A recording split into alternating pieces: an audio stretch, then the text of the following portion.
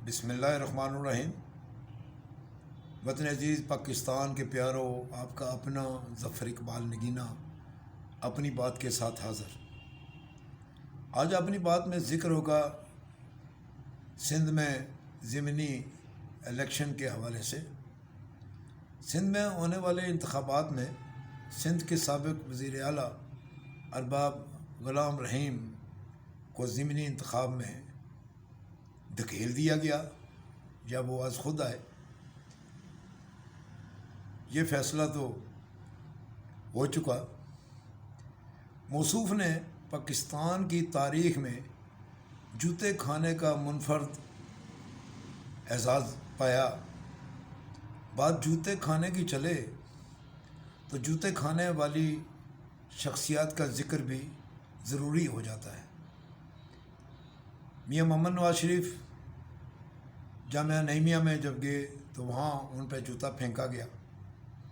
शेर अफगन के साथ भी ऐसा ही हुआ। और आसिफ अली जरदारी का जब नाम आता है तो वो बरतानिया बर्मिंघम में फेंके जाने वाला जूता वो भी मंजर आम पर आ जाता है। जबकि परवेज़ मुशर्रफ पर 2 बार जूता फेंका गया। एक बार कराची के वकील तजम्मल लोधी ने जूता फेंका।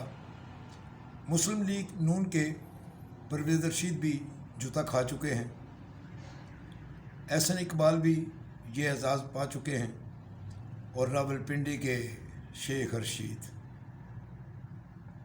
लाहौर रेलवे स्टेशन पर उन पर भी जूता उछाला गया।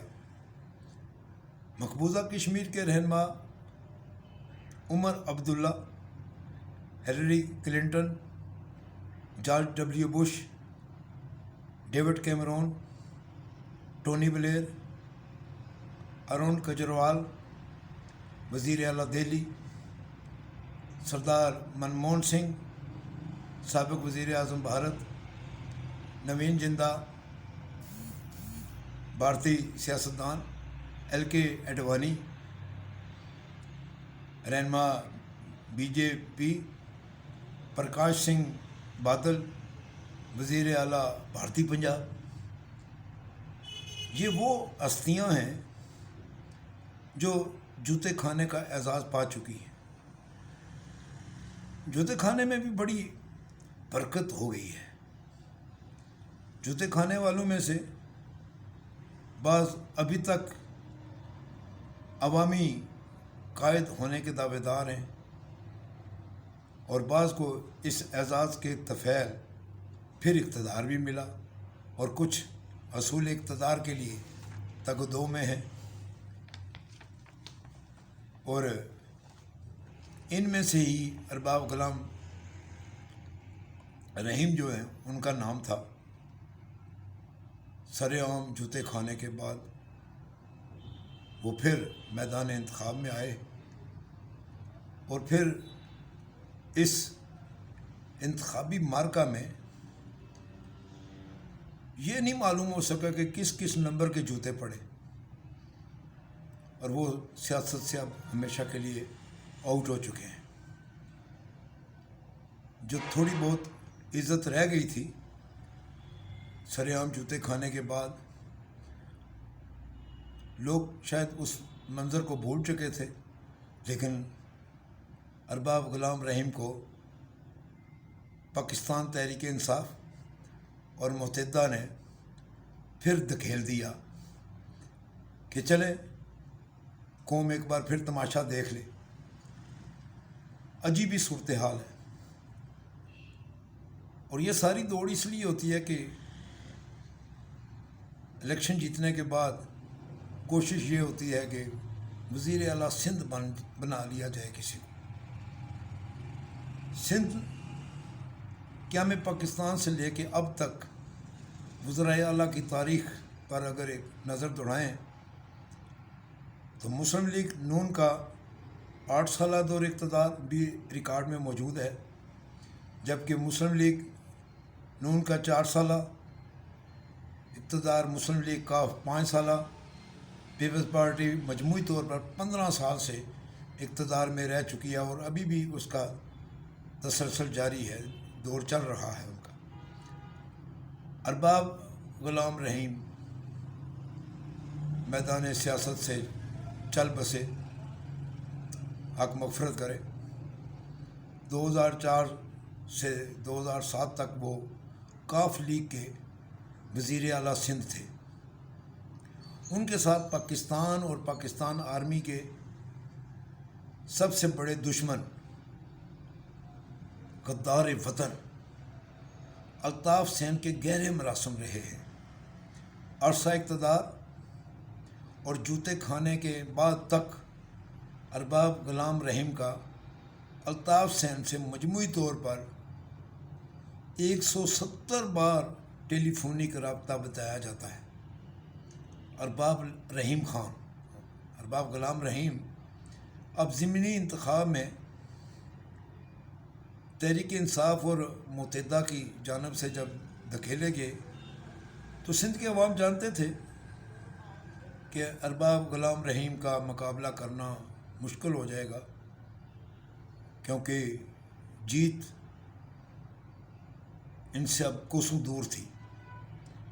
جوتے کھانے کے بعد ارباب غلام رحیم پاکستان کیا دنیا بھر میں معروف تو ہو چکے تھے، تحریک انصاف نے انہیں ہاتھوں ہاتھ لیا۔ یہ بھی کمال ہے۔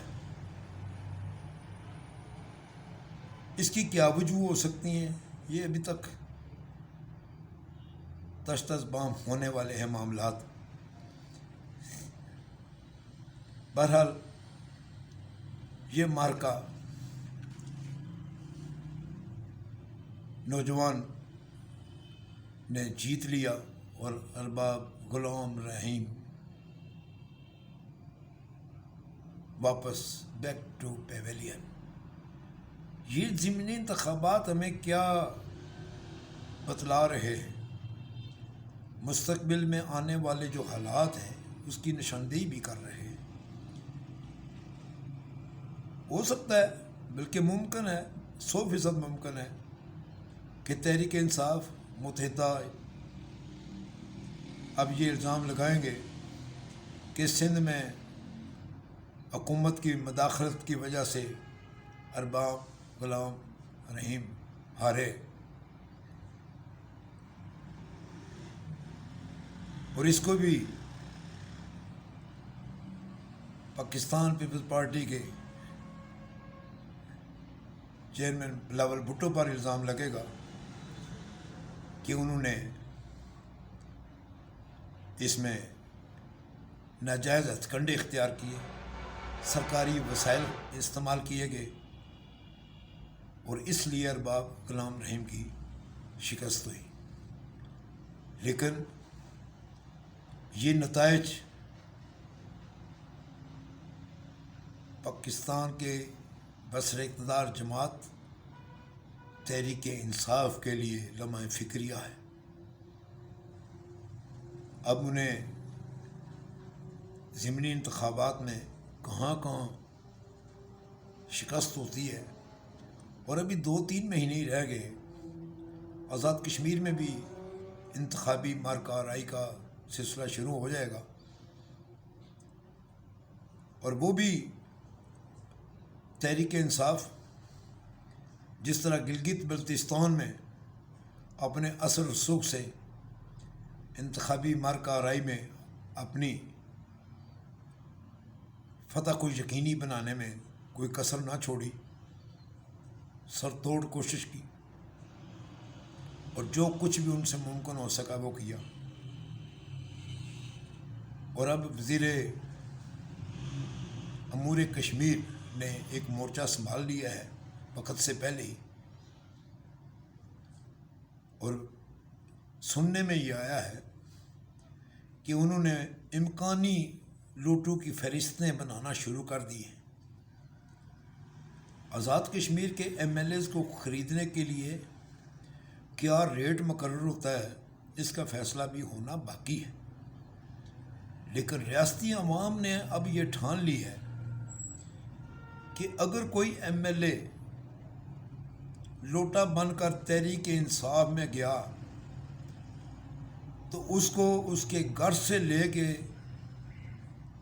پولنگ اسٹیشن تک جوتیاں مارتے ہوئے لوگ لے کے جائیں گے اور ننگ بدن کر کے اس کو سر عام اس کی پٹائی کریں گے۔ اگر ایم ایل ایز کو خریدنے کی کوشش کی گئی اندرون خانہ، یہاں تک بھی لوگوں نے فیصلہ کیا ہے کہ اگر کسی ایم ایل اے نے یہ جواز پیش کیا کہ میرا ضمیر مجھے ملامت کر رہا تھا تو میں نے اس لیے فلاں پارٹی چھوڑی اور تحریک انصاف میں جا رہا ہوں، تو اس کی پٹائی کا بھی انتظام پورا کر لیا گیا ہے۔ بعض کارنر میٹنگز میں یہ فیصلہ ہوا ہے کہ صبح دوپہر شام ان کو 1,000 ان کے سر پہ جوتیاں ماری جائیں گی۔ یہ بڑے خطرناک تیور ہیں آزاد کشمیر میں۔ آزاد کشمیر کے ضلع میرپر، کوٹلی، راولہ کوٹ، باغ، مظفر آباد، سینسا، بھمبر، ہر مقام پر اب لوگ ہر طرح کے حالات سے نپٹنے کے لیے تیار ہیں اور وہ فیصلہ کن معاملات ہوں گے تاکہ آئندہ کوئی آزاد کشمیر کے انتخابی عمل میں مداخلت نہ کر سکے۔ میرا کام تو تھا اطلاع دینا۔ اللہ حافظ۔ ظفر اقبال نگینہ کو اجازت دیجیے۔